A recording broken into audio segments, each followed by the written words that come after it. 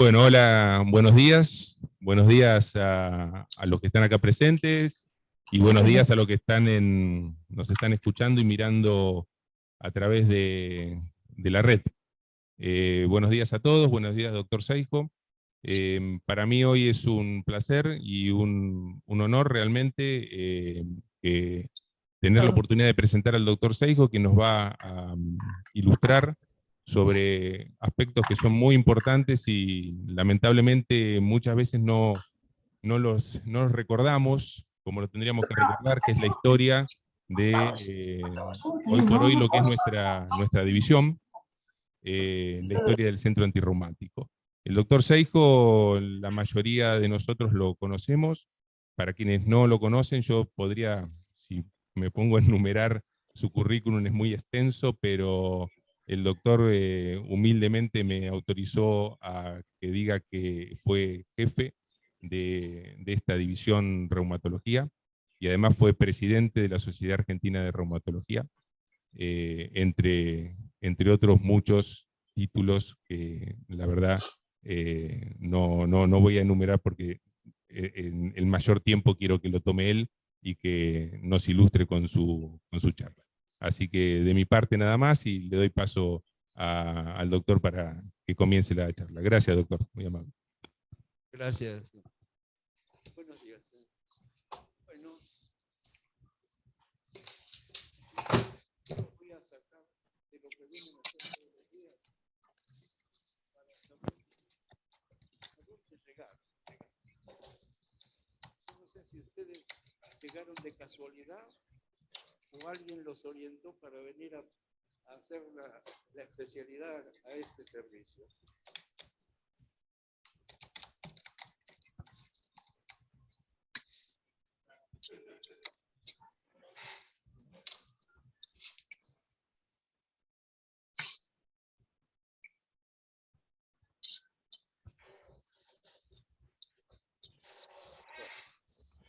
Muy bien.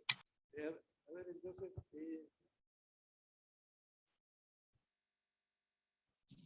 seguí la...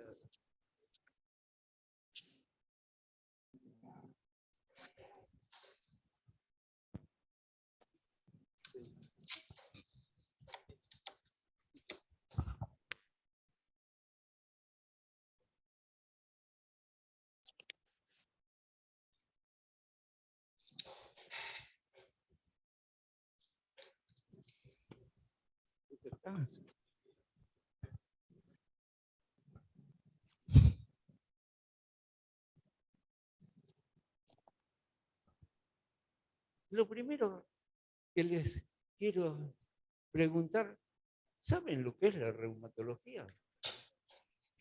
Así que ustedes eligen una especialidad y no saben lo que es. La verdad que son unos fenómenos.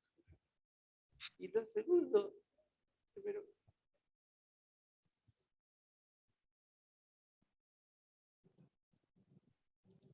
lo segundo lo vamos a ver después, desde cuándo se considera especialidad la reumatología.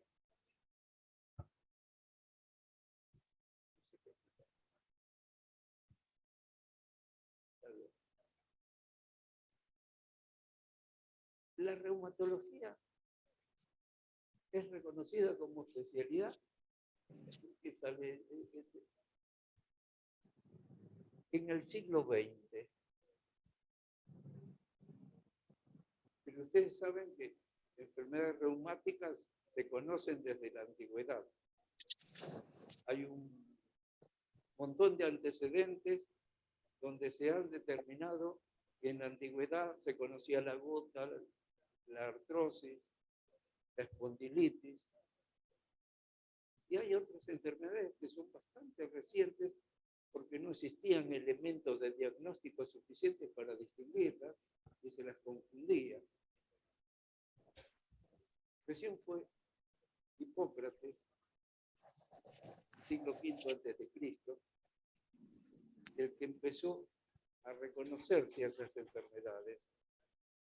Eran las que afectaban articulaciones. Y en ese momento, él interpretó que era por un fluido que daban a inflamarse las articulaciones. Fluían humores que se depositaban en la articulación.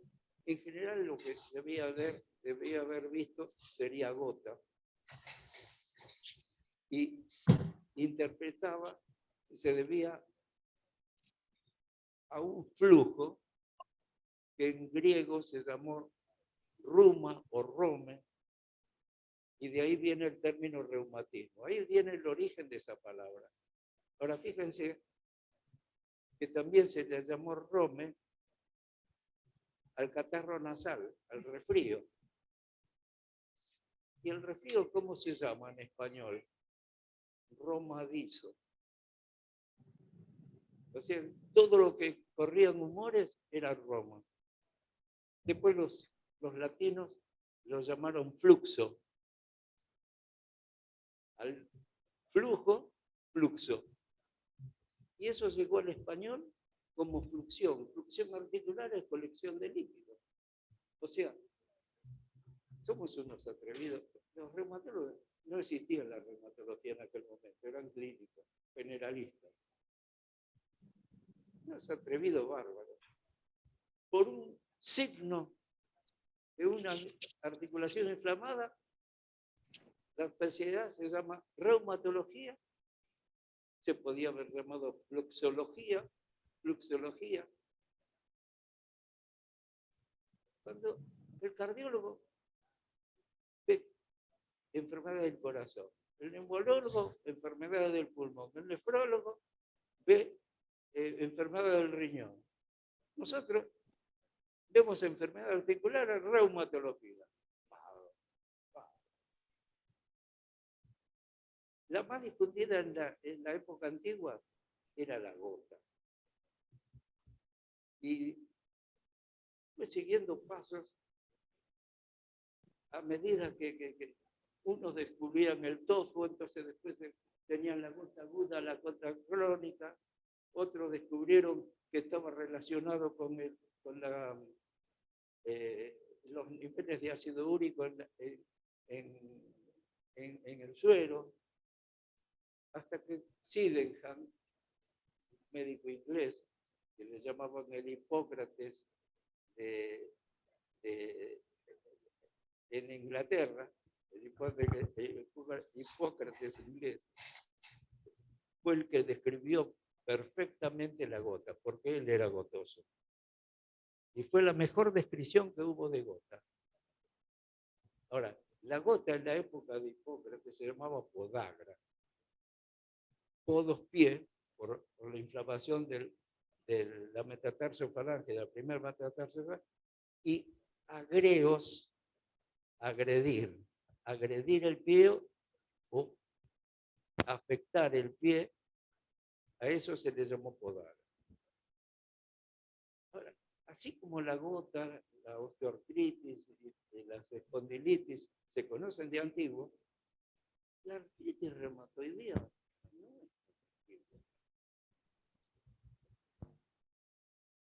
no es tan antigua su diagnóstico.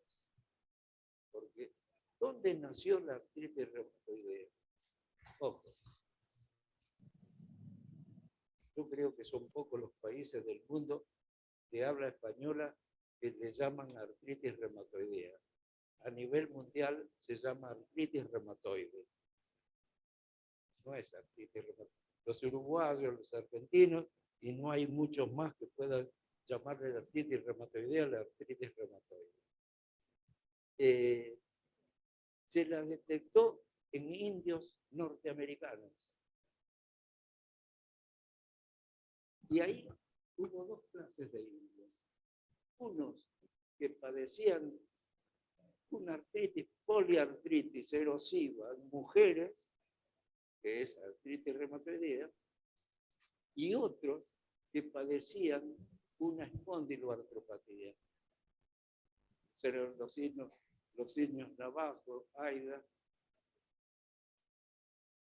Entonces, en el siglo XVII fueron encontrados estos elementos, pero venían de esqueletos del 6.500 años antes. Ya había indicios de artritis reumatoide en mujeres, en esqueletos de mujeres de los indios americanos. ¿Y cuándo pasó Europa? Cuando Colón vino a América.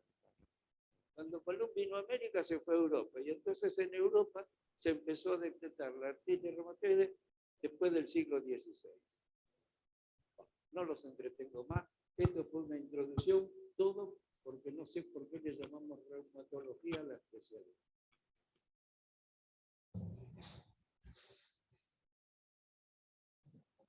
Van Bremen, un holandés, fue el tipo que más bregó para difundir la reumatología.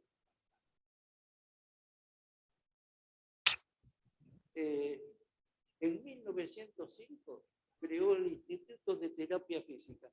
Le dio, en aquella época le daban más valor a los signos clínicos, a los síntomas, que a la enfermedad.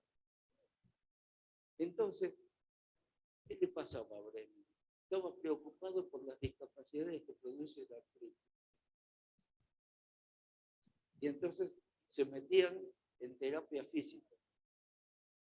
Y fíjense que creó el Instituto de Terapia Física. Y después, en el 1913, dio el Congreso Internacional de Terapia Física en Berlín, pero destacó la atención que él le demostraba a la reumatología. La otra cosa que también, así como la terapia física era parte del tratamiento, la otra parte del tratamiento eran las aguas termales. Y ahí viene que una reunión de hidrología médica. Ahí se hablaba, en Europa estamos muy difundidos el termalismo. También acá, pero nada que ver, en Europa estaba súper difundido el termalismo. Pero ahí en esa reunión crea un comité internacional contra el reumatismo. Ahí recién empiezan a hablar de reumatismo.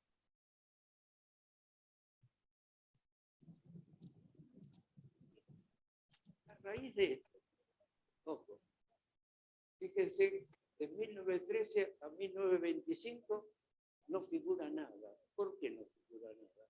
Porque está la Primera Guerra Mundial. Y en San Petersburgo, en 1917, tenía que haber una reunión que no se efectuó.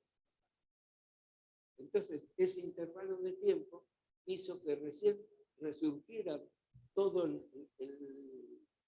mecanismo de la especialización en la década del 20. Y en el 1926 fundó la Liga Holandesa contra el reumatismo. Entre 1926 y 1928, casi todos los países de Europa fundaron ligas contra el reumatismo. Se agregaron a la Liga Europea, que después se creó, se agregaron los países del norte de África. En 1928, Bremen funda la Liga Internacional contra el Reumatismo, o sea, la ILAR. Y en 1947 se funda la Liga Europea. Se fundó primero la internacional que la europea. En América, en 1934 se funda la Liga Americana, la ARA, el College. En 1936, la de Canadá. 1937, Argentina. 1939, Uruguay. 1941, Chile. Esas son las que marcaron el paso. O sea, las ligas más antiguas.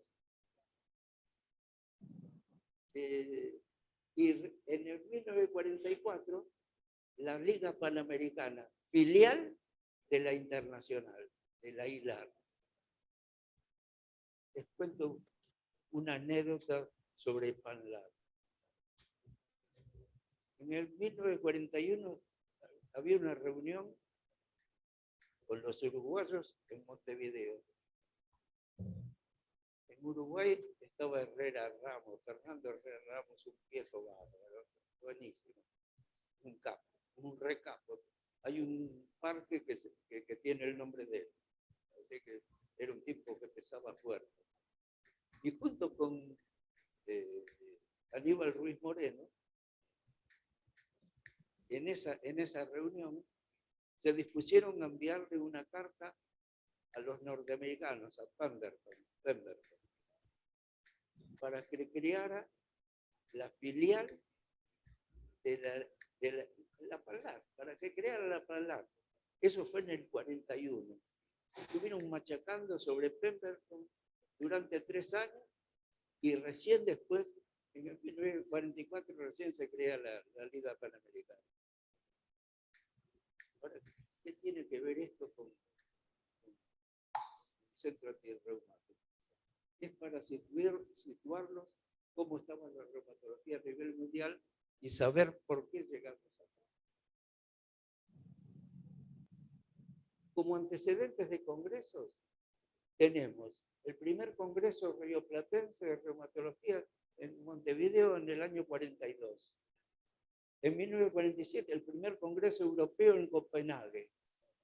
Fíjense que hubo el primer congreso acá en América del Sur y en Europa. En 1955, el primer congreso panamericano en Río de Janeiro, ya la Panlar.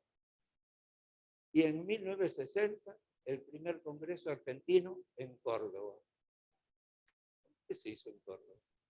Porque Aníbal Ruiz Moreno era cordobés. Así de simple.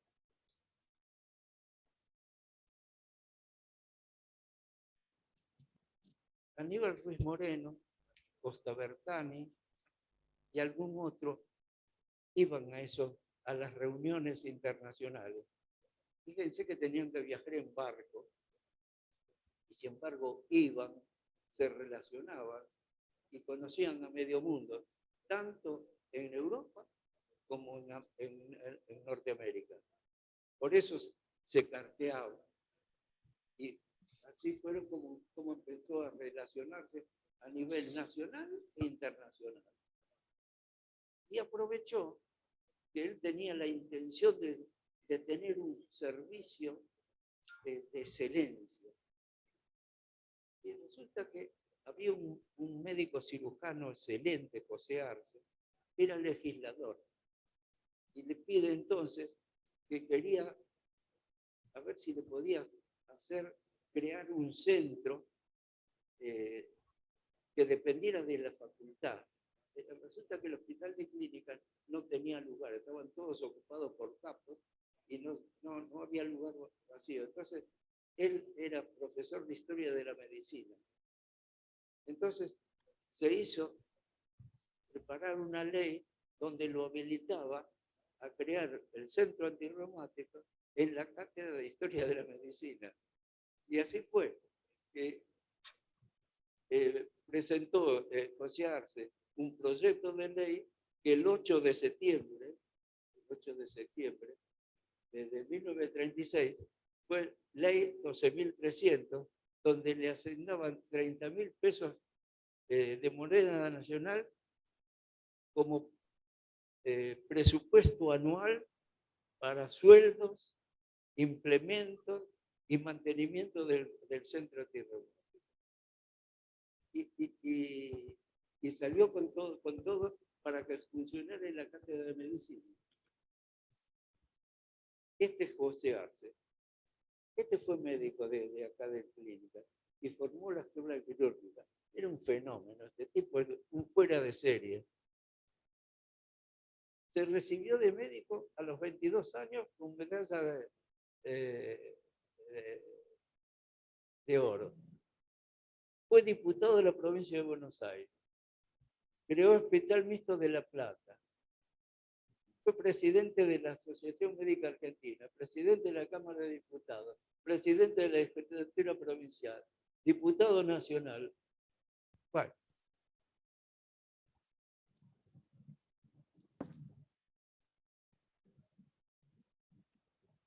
Este que está en el medio es José Arce.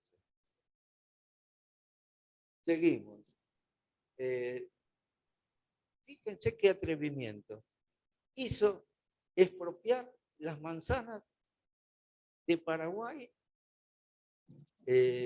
hasta Córdoba y de Ascuénaga hasta Junín. Y ahí hizo construir todo lo que tienen construido en la Facultad de Medicina, la de Odontología, la de Farmacia. Todo eso lo hizo Arce. Fue miembro de la ONU y presidente de la ONU. No, fue embajador en China. Siendo presidente de la ONU, hizo que el idioma español fuera uno de los idiomas oficiales. Y eso le valió que en Madrid, en España, una calle lleva su nombre. Resulta que acá hay 3 calles que se llaman Arce. 2 tienen nombre y una no tiene nombre. Yo me traté de comunicar con la municipalidad, con el gobierno de la ciudad, para saber a quién homenajea ese Arce que no tiene nombre. Porque supongo que puede ser este tipo. Nadie me contestó. No me contestó nadie. Una vergüenza. Resulta que siendo presidente de la ONU, no sé, tenía su personalidad y hizo destacar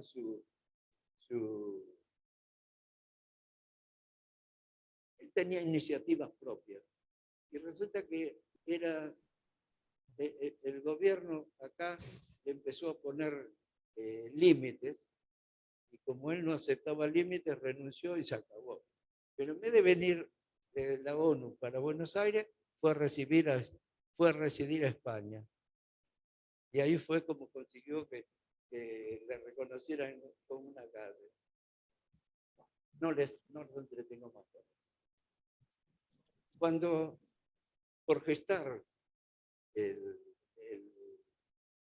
la fundación del centro, crearle el centro, se lo nombró a Aníbal Ruiz Moreno como el primer director del centro.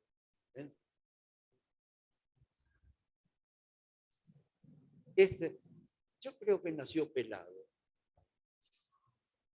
Sí, porque nació en 1907. Y resulta que a los 36 años ya estaba pelado.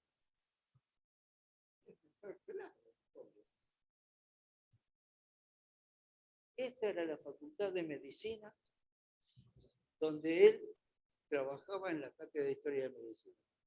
¿Les suena este edificio a ustedes? ¿Qué edificio es?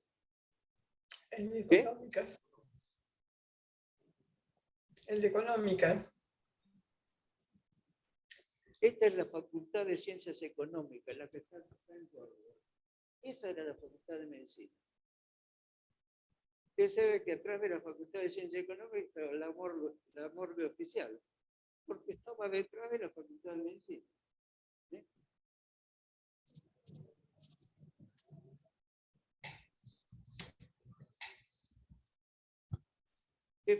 Director del Centro Antirreumático.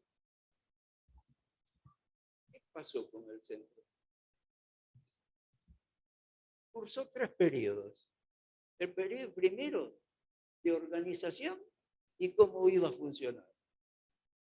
Después un periodo de transición y después otro de grandes avances.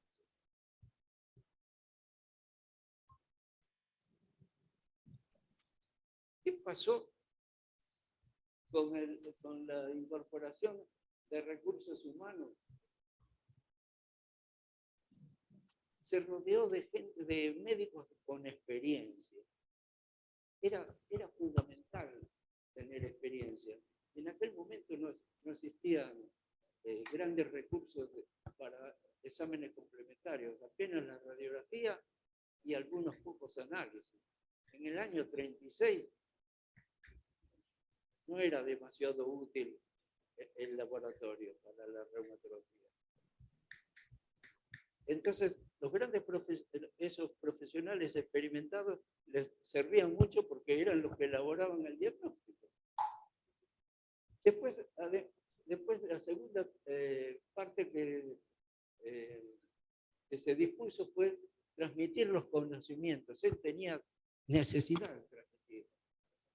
Entonces, empezó a realizar los ateneos clínicos con gente de experiencia, con una barbaridad.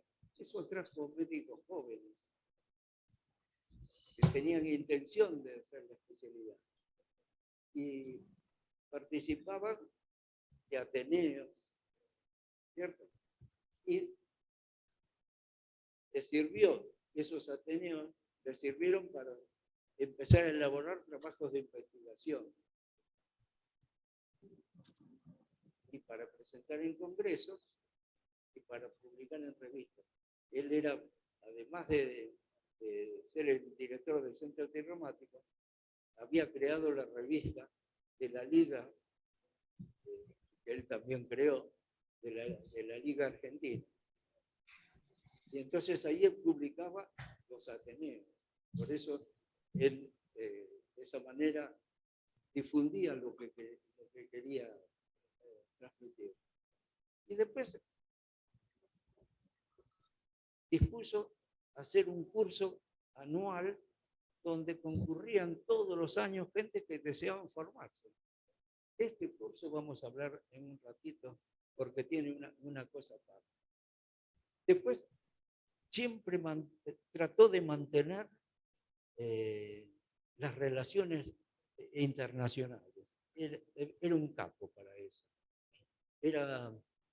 Se relacionaba con todo el mundo, con los americanos, con los argentinos, con los europeos, conocía a medio mundo.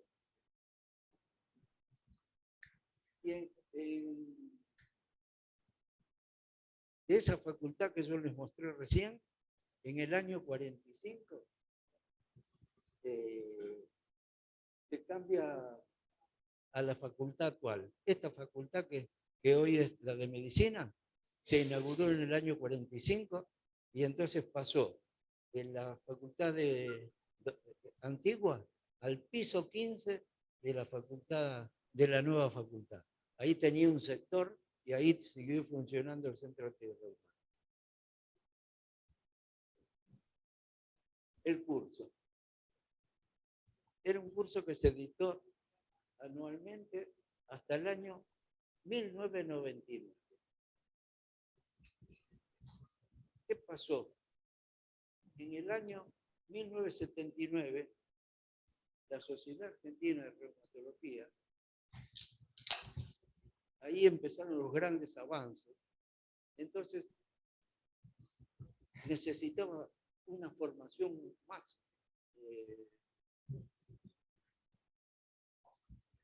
convincente, más prolongada para formar gente de la especialidad que tuvieran solvencia.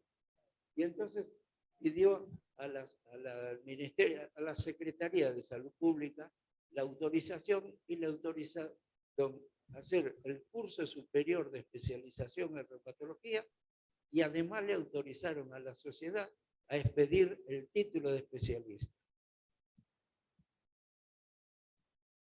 Eso podía haber cambiado el destino del curso del Centro Antirreumático. Y fue al revés. En vez de hacer desaparecer el curso que se dictaba acá, se incrementó, se amplió en horas. Esto lo hizo Raúl Hussein, después lo hice yo. Se aumentaron las horas de dictado del curso, más se agregaron prácticas. El curso tenía 50 horas inicialmente y después pasó a tener 150 horas. ¿Qué diferencia había? Que al curso de la sociedad venían los médicos de los distintos servicios de acá de la capital y Gran Buenos Aires y al curso del centro reumático venían de las provincias. Era una vez a la semana y venían médicos de las provincias y así formamos médicos en Santa Fe, en Paraná, en Tucumán, en Chaco, en provincia de Buenos Aires, en La Pampa. En Córdoba no porque tenían curso propio, pero en general tuvimos una aceptación bárbara y se siguió dando el curso.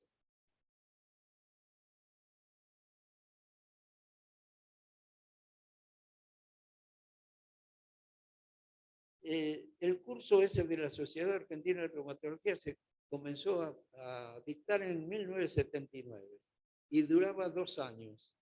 Después en 1994 pasó a durar 3 años, porque la residencia pasó de 2 a 3 años para hacer la parte práctica y combinada con la parte teórica.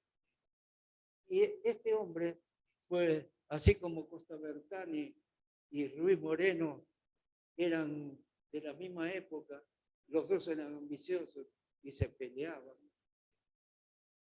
Y uno creó la Sociedad Argentina, que se llamaba Liga en aquel momento, y el otro se mandó otra sociedad, Sociedad de Estudios Reumatológicos. O sea, ¿cómo iban a tener los dos una sola sociedad? Uno cada uno.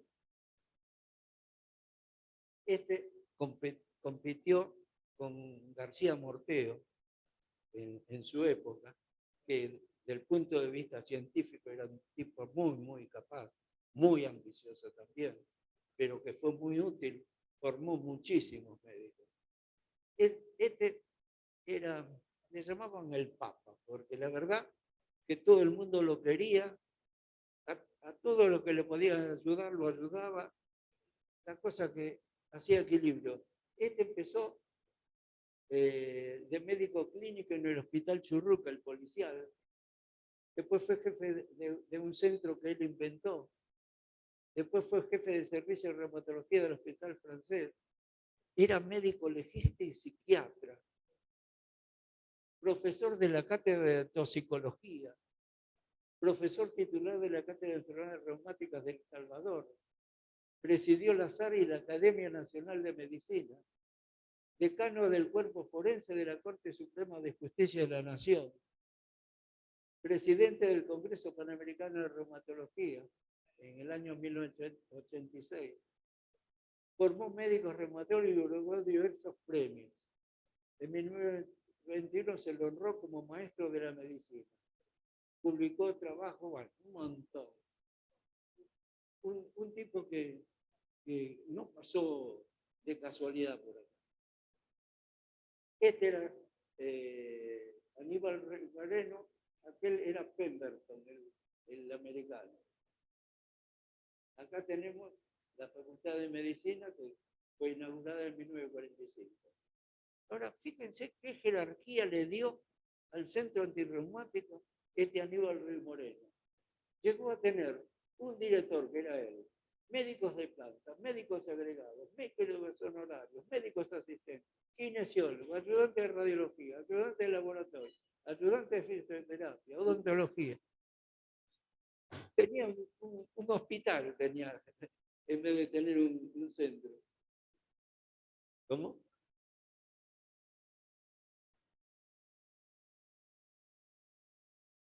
Esta foto de Ruiz Moreno la traje porque era un cuadro que teníamos en el despacho. En el despacho del jefe estaba este cuadro. Y un día desapareció, nadie supo cómo desapareció. ¿No te acordaste de este?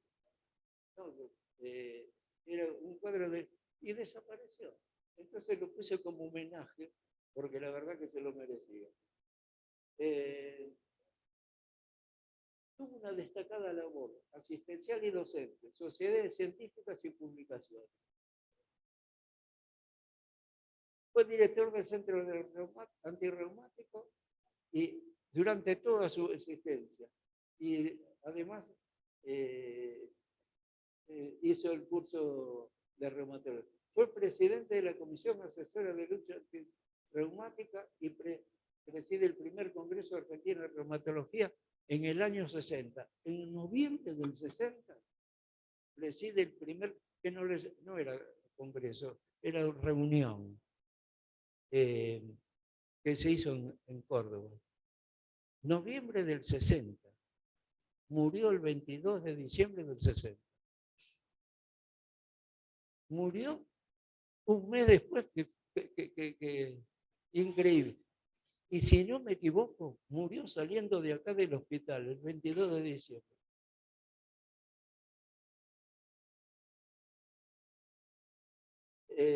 Sociedades científicas, fundó la Liga Argentina, que hoy es la SAR. Desde 1949 pasó a... Porque ahí en el 1949 hubo una disposición mundial donde ligas tenían que ser las internacionales, no podían ser las locales. Entonces todo el mundo tuvo que cambiar el nombre de liga por otro, los locales. Desde ya fue presidente, así como fue director del Centro Antirreumático, desde que hasta que murió, presidente de la sociedad también, desde que la creó hasta que murió.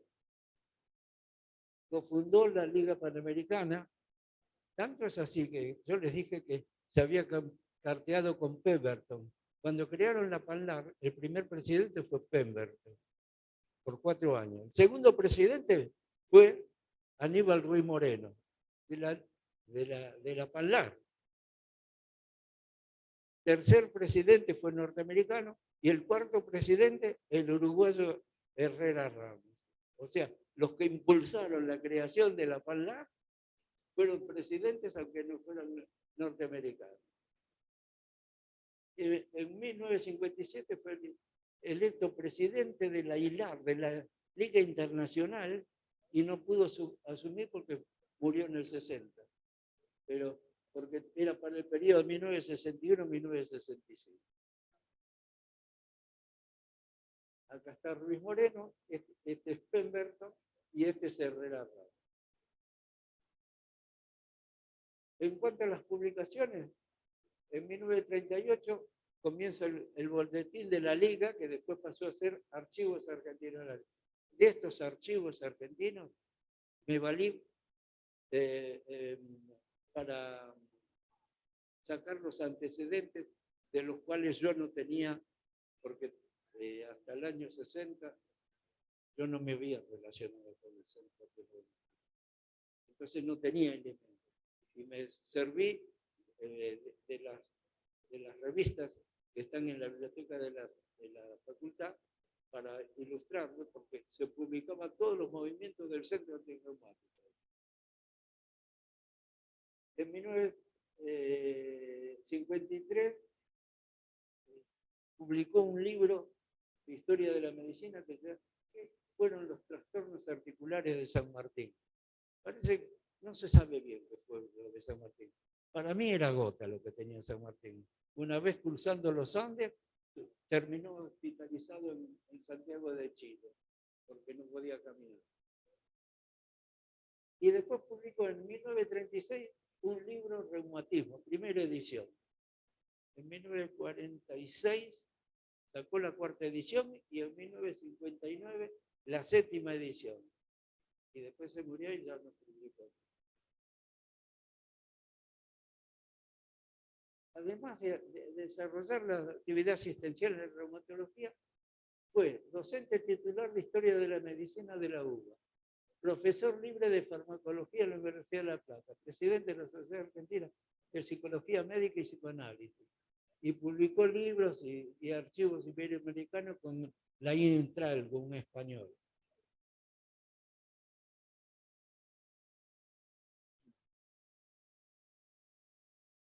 Después vino un periodo de transición. El periodo de transición fue cuando uno tiene un tipo que maneja todo, hace todo, resulta que te deja descolocado y no sabes qué hacer. Es cuando vos sos joven y se te mueren los viejos, ¿qué haces? Bueno, a esto le pasó lo mismo. Entonces, se divide en 2 etapas. La primera, entre 1961 y 1972, tuvo como particular que el centro cambió 2 veces de sede. Y la segunda, entre 1973 y 1980, estuvo supeditada a un recambio generacional. Los médicos que habían empezado en Ruiz Moreno del año 36 se jubilaron. Y entonces empezaron a entrar gente joven. Entre ambas etapas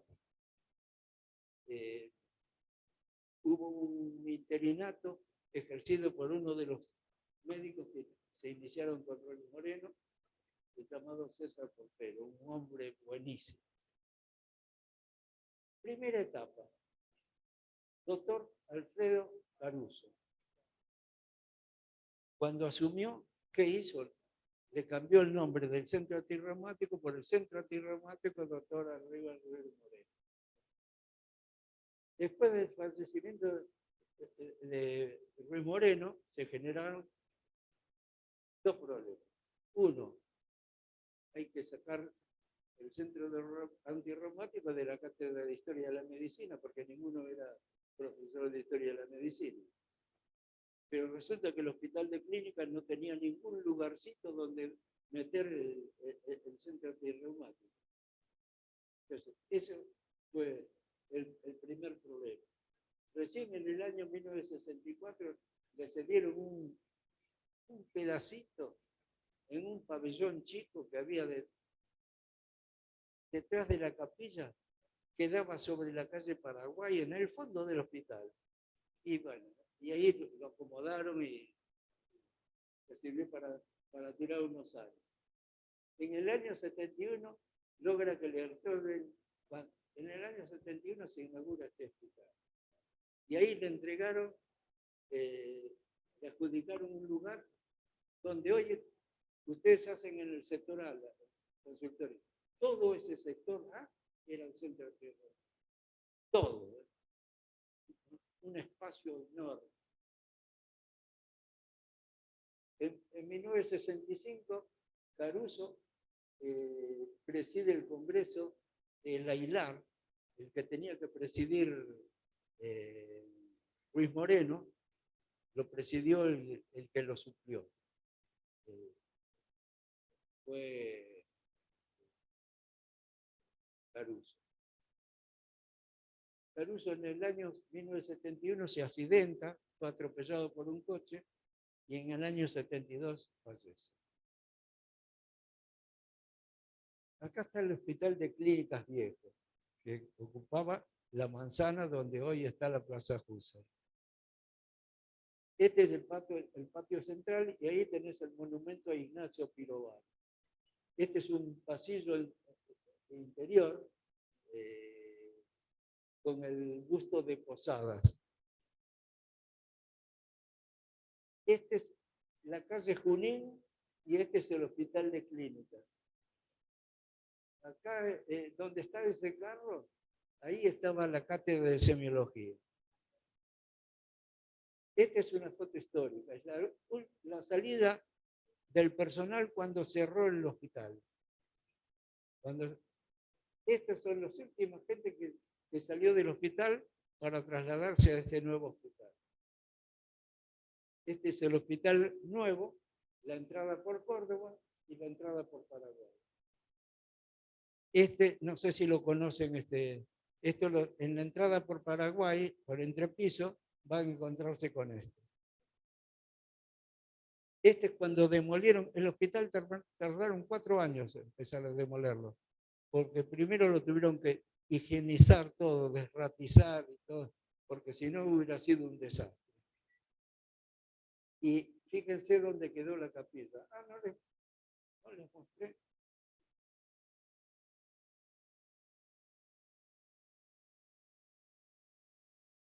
Detrás del monumento a Pirovano ven la capilla. Detrás de la capilla estaba el centro antirreumático cuando le dieron el espacio ese que era un pabelloncito chiquito. Y esto, una vez que demolieron todo, quedó solamente la capilla. Ahí tienen una vista en invierno árboles sin hojas y una vista en primavera que queda más lindo.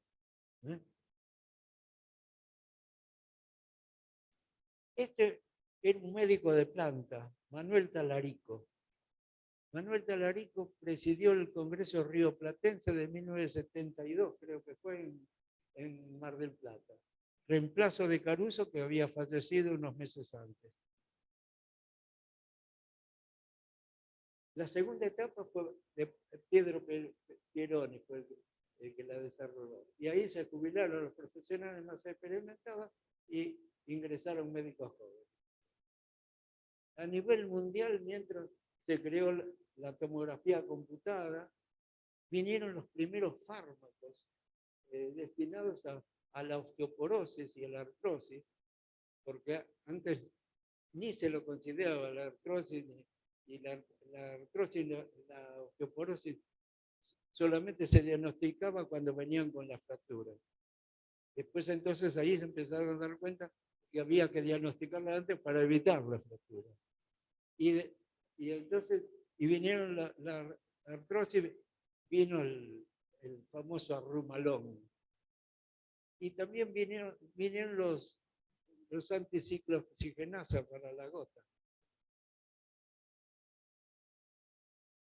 Este periodo de grandes avances estuvo a cargo de Raúl Usoy entre el 80 y 91, yo entre el 91 y 99, Nasbetter entre el 2000 y 2017, Diana Domínguez 2017 a 2021 y actualmente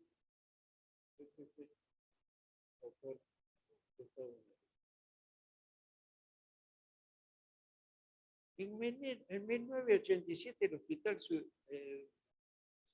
sufrió una remodelación, reorganización administrativa y una redistribución de los consultores.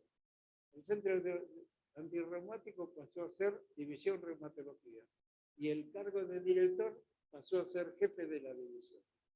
En la redistribución se redistribuyeron los consultorios externos que estuvieran todos en planta baja y entrepiso.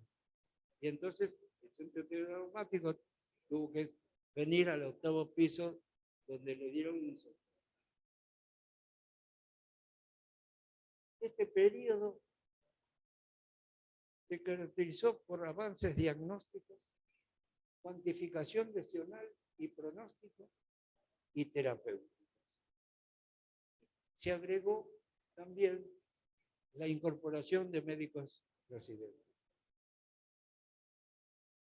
Los avances diagnósticos del centro se actualizó con el laboratorio inmunológico que se instaló en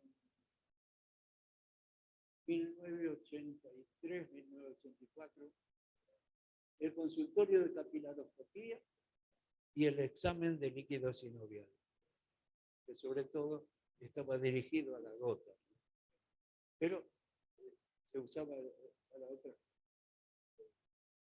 para examinar otras cosas. En los avances ocurridos en la década del 70, posibilitaron descubrir nuevas enfermedades. La enfermedad del tejido conectivo, la polimielitis reumática, el síndrome antifosfolipídico, diferenciar formas clínicas de enfermedades conocidas como el síndrome de casa, el estilo del adulto. Hasta ese momento no se hablaba de esas cosas. La cuantificación lesional y pronóstico se mejoró con los estudios por imágenes, la topografía computada, la computada, la ecografía, la resonancia magnética, la densitometría, que antes manejábamos con radiografía, pero no era lo mismo. Se mejoró mucho cuando llegó la densitometría. Esto no solamente permitían categorizar el grado de lesión de los tejidos, pero después también vinieron las biopsias. Nosotros incorporamos la biopsia labial, pero la biopsia, además de cuantificar el daño, también te permitió dar el pronóstico. por ejemplo, la biopsia de riñón en un lúpico, te va a permitir qué medicación vas a usar. Si bloquear lo que hay o salvar lo que queda. Bueno, entonces, todo esto se fue haciendo en esa época. Y después las otras. Nosotros teníamos mucho la de vaso, sobre todo para polimialgia reumática, o la de vasculitis de células gigantes. Era común que recurriéramos. Y también incorporamos la cialometría, sobre todo el síndrome de Sjögren, para cuantificar el daño de glándulas salivales menores. Llegamos a usar la cialometría. Los avances terapéuticos también tuvieron dos etapas. Una, donde se prescribieron los fármacos que se utilizaban, pero se cambió su forma de administración. O sea, no había nuevos fármacos que cambiaran muchas enfermedades, pero con este solo detalle conseguimos dos cosas. Fíjense, ¿alguno de ustedes vio alguna fiebre reumática? Quizás no la vuelvan a ver. Nosotros veíamos fiebre reumática un montón. Venían cuando ya tenían carditis y era irrecuperable. Era raro que te llegaran antes que tuvieran carditis. Bueno, en este periodo, cuando el paciente tenía dolor de garganta, consultaba, en los primeros días se le aplicaba penicilina, se bloqueaba el estreptococo beta hemolítico y no se producía la fiebre reumática. Así desapareció la fiebre reumática, primero en Norteamérica. En Norteamérica uno tenía dolor de garganta, iba a una farmacia, le daban un hisopo, se lo pasaba por garganta, lo ponía en un tubo de ensayo, lo metía en el buzón y al día siguiente tenía el resultado y sabía si tenía que tratarse o no. Bueno, acá no hicimos nada de eso. Eso no fue. Pero se hizo tomar conciencia a la gente y además a los médicos para que cuando los consultaran por un dolor de garganta, verificaran de qué se debía y que lo trataran. Bueno, logramos prácticamente hacer desaparecer la fiebre reumática y por eso ustedes hoy no la ven. Con la artritis reumatoidea hicimos otra cosa. Nosotros empezábamos con el oro. El oro lo habían descubierto en tuberculosis, se dedicaba oro, y los que tenían artritis y tuberculosis mejoraban de la artritis. Entonces se usó el oro para tratar la artritis reumatoidea. 6 meses había que esperar, aspirina. Si no mejoraba con eso, se le daban los antipalúdicos y siempre llegábamos tarde. Dejábamos que la enfermedad cada vez tomara más articulación. En este periodo que no había medicaciones nuevas, en vez de hacer la indicación en forma secuencial, se hizo en forma conjunta. Y se le dio metrotresate, antipalúdico, todo junto, y mejoró una parte, o sea, tuvimos resultados satisfactorios porque la progresión de la enfermedad fue menor. Pero en la segunda parte vinieron nuevos fármacos, que fueron los que hoy usan, y que gracias a eso la artritis reumatoidea ha cambiado totalmente. Y tenemos los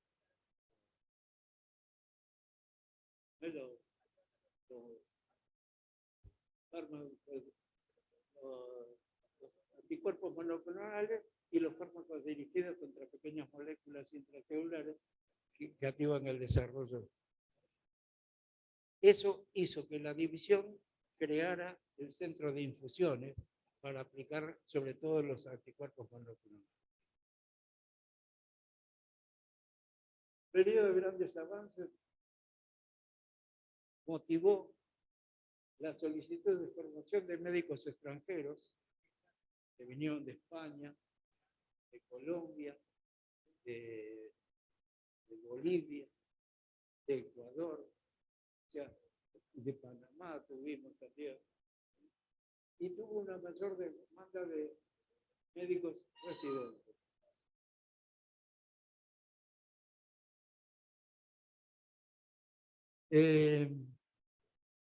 ¿Ustedes saben dónde nació la residencia?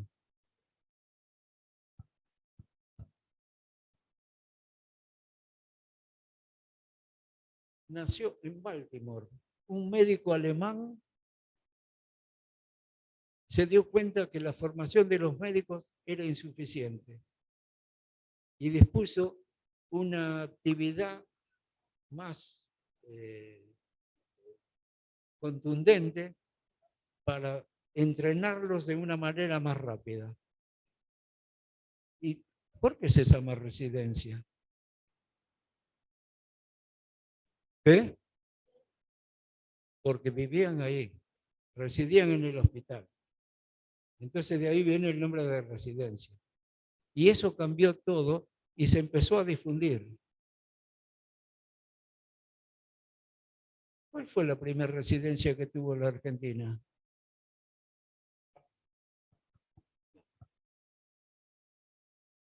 ¿En qué año fue la del Hospital Militar?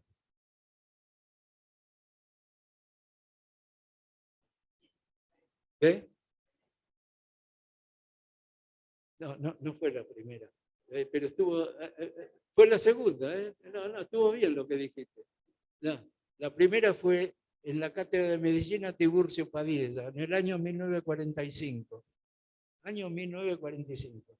Después fue la de Finoquieto. Después fue la de Palacios en Clínica Médica de la cuarta cátedra en el Hospital Rawson. O sea que, y después bueno, siguieron apareciendo residencias.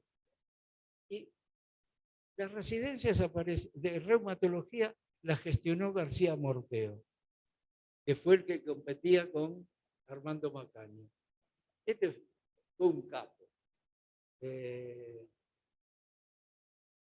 Consiguió la residencia en el año 87, 1987. Febrero de 1987 consigue la residencia.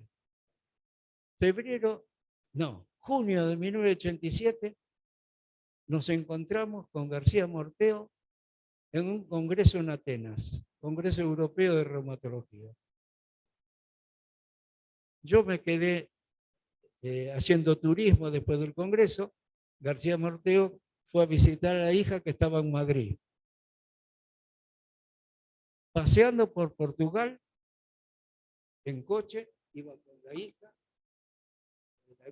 La hija manejaba el coche y se murió. Se murió sin darse cuenta. Increíble. Logró conseguir la residencia y no la pudo disfrutar. La verdad que por eso merece un homenaje, nada más que por eso.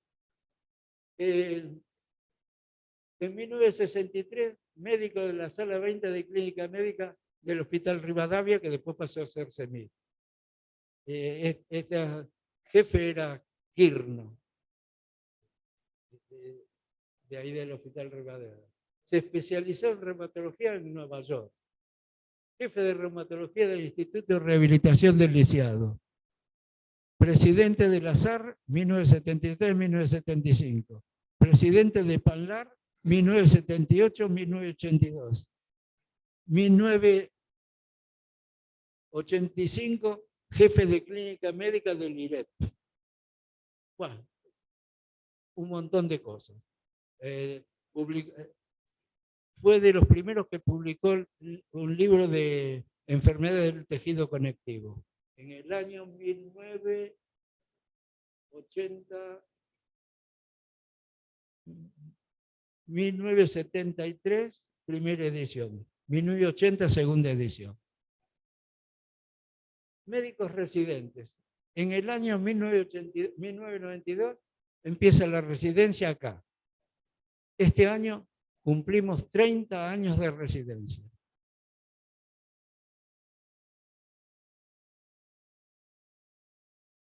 Como les dije antes, la residencia demandó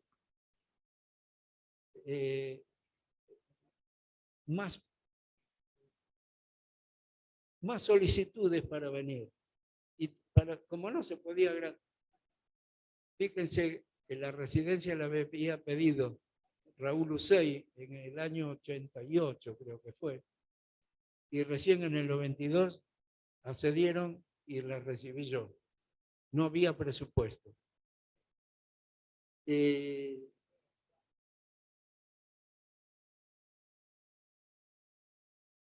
en esa residencia, que fueron los primeros, había que empezar a los primeros que no tenían gente, no había gente que había pasado por la residencia para entrenarlo. Lo tuvieron que entrenar los médicos de planta. No fue ningún sacrificio, pero fue la residencia que fue de prueba prácticamente. Y entonces, como la demanda era mayor, se crearon la concurrencia programática, los becarios, pero todos ellos tuvieron un régimen de residentes. Todos tenían que cumplir un horario mucho más prolongado que el que tenían los médicos de planta. A ver, esto es interesante. Médicos de residentes. La misión básica del residente es la formación profesional. Los médicos residentes, al cumplir el horario más extenso que los médicos de planta, adquieren más conocimientos en menos tiempo. Ahora, ventajas de estar ustedes acá. ¿Qué ventajas tienen? Es un servicio organizado, bien equipado, integrado por profesionales competentes, dispuestos a enseñar, que no en todos lados sucede. Es un centro que recibe frecuentemente pacientes con patologías complejas que dejan enseñanzas. El médico residente participa activamente de la atención de pacientes y de ateneos clínicos. Colabora en la preparación de trabajos científicos. Por ser el hospital de clínicas un hospital escuela, el residente tiene la oportunidad de iniciarse en la docencia. Esas son ventajas que en otros lados no tienen.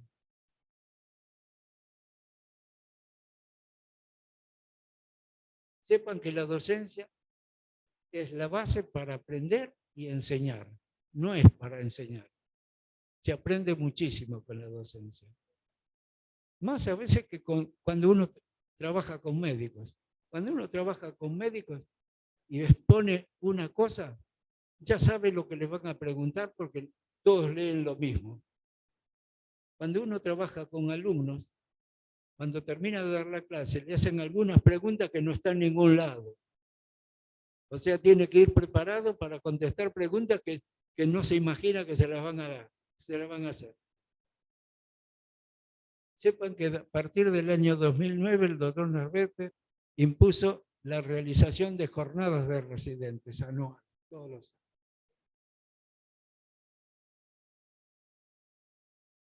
Bueno, esto es el repaso y simplemente para mostrarles la cara de los que pasaron por aquí en esta época de los grandes avances.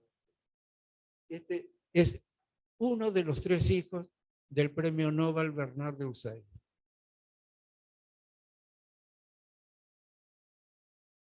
Profesor adjunto de medicina interna. Hizo que el curso anual, lo que dije antes, tuviera mayor carga horaria. Ejerció la presidencia de la Sociedad Argentina entre 1993 y 1995. Este es un desconocido. Llevó el curso anual a 150 horas, director del curso superior de especialización de la SAR, director de carrera de médicos especialistas, miembro del jurado del comité de certificación,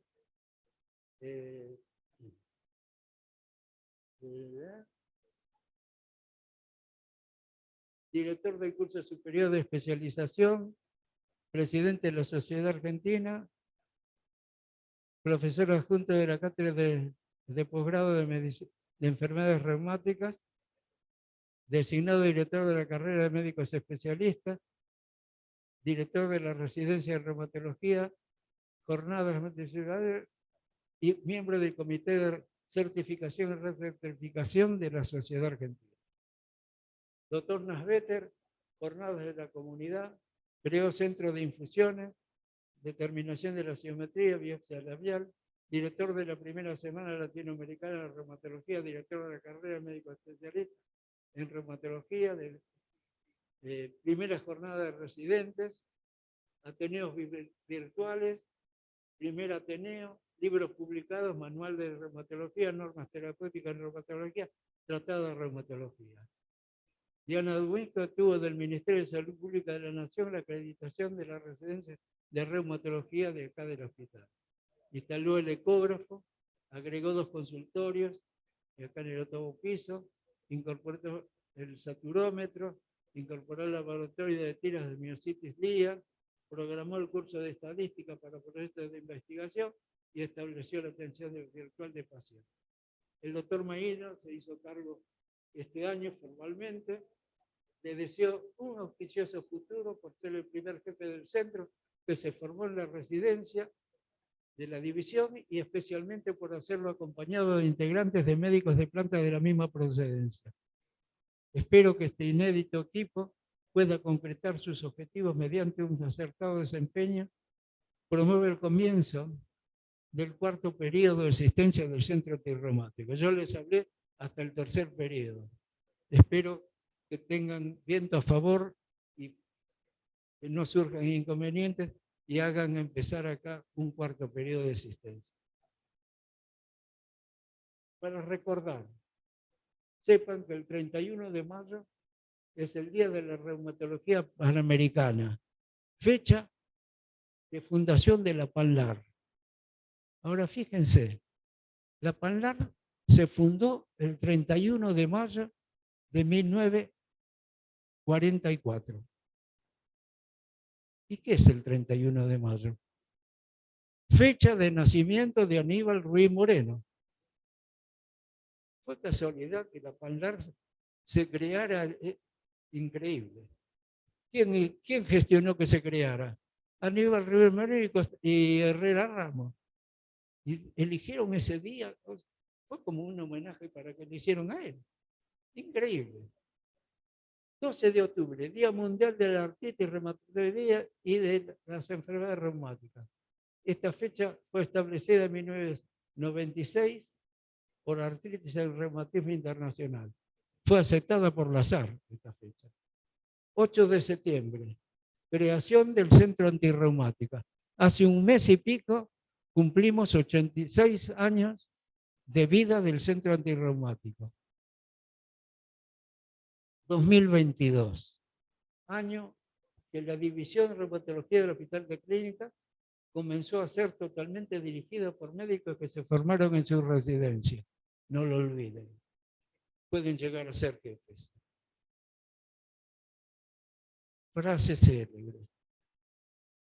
Los reumatólogos son una fraternidad unida por la ciencia y el corazón. Los reumatólogos son una fraternidad unida por la ciencia y el corazón. ¿Quién la pronunció? Aníbal Ruiz Moreno. Recuérdenlo.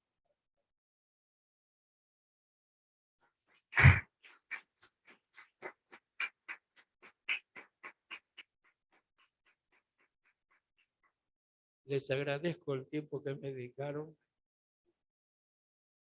Traté de transmitirles los 86 años de vida, qué se logró en esos 86 años. Mi intención fue informarles de los aportes para enriquecer el centro que hicieron los profesionales que los precedieron. Y espero que eso sea un aliciente para que valoren el legado que reciben y que eso los estimule para sentirse orgullosos de pertenecer a esta gran familia. Muchas gracias.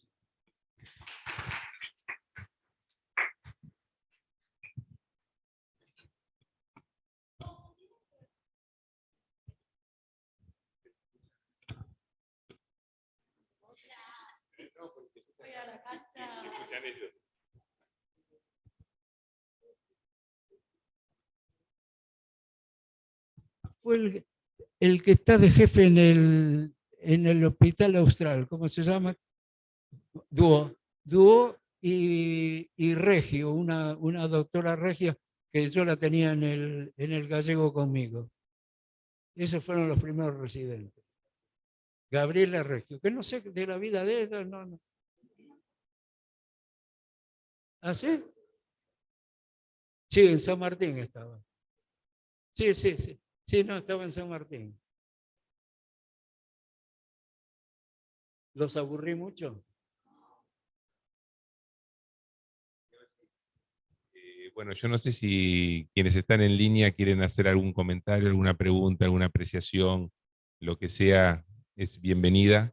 Yo simplemente quiero agradecerle al doctor Seijo que desde hace un tiempo atrás ya venimos conversando la posibilidad de esta charla, y la verdad que el doctor le ha puesto un empeño envidiable y una etapa de investigación muy ardua. Cuando usted mencionaba lo de las revistas, y usted me comentaba que había ido a revisar las revistas de los archivos, número por número. Hoy que para nosotros es fácil sacar el celular, poner el PubMed y agarrar y poner 3 palabras y que nos aparezca todo, y no vamos a una biblioteca. Levante la mano quien fue a una biblioteca en los últimos 6 meses. No se va a las bibliotecas, así que bueno, les quiero agradecer y no, simplemente remarcar lo que usted dijo. Uno tiene que sentirse orgulloso de donde está, porque hay toda una historia atrás que avala y ojalá que empuje la historia. Un poco son las palabras de Nicolás Avellaneda, ¿no? Los pueblos que olvidan su tradición pierden la conciencia de su destino, y eso es así. Así que bueno, yo le quiero agradecer mucho, doctor. Muchas gracias por esta charla. Para mí significó, primero, que hoy a los viejos se los olvida. Que se hayan contactado conmigo para pedirme esta colaboración me hace sentir bien y me hace ocupar el tiempo que me sobra. El problema del viejo, yo vine hasta marzo del año 2020, venía regularmente, jubilado, porque tenía aliciente que me motivaran la lectura y estaba actualizado. Eso lo perdí por la pandemia. Hoy no tengo motivación para ir a leer un tema de reumatología. ¿Qué estímulo tengo si no tengo que curar a nadie? ¿De qué lo voy a hacer? ¿Qué tema lo voy a ir a consultar si no me rinde para nada? El problema es cuando uno ve casos y te plantean dudas y te motivan para ir a leer, y no una cosa. Lees más de una cosa porque siempre querés avanzar. Entonces, yo les agradezco que me hayan invitado a ocupar parte del tiempo que me sobra. Gracias.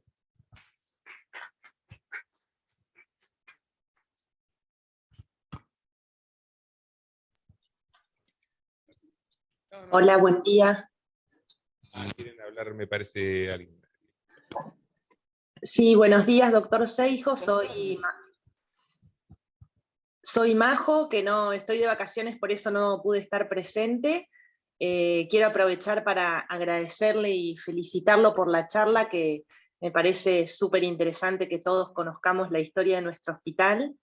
Y la verdad me hubiese encantado poder verlo. Yo tuve la suerte de poder trabajar a su lado y aprender muchísimo sobre radiografía sobre todo, así que espero que podamos volver a verlo pronto. Gracias.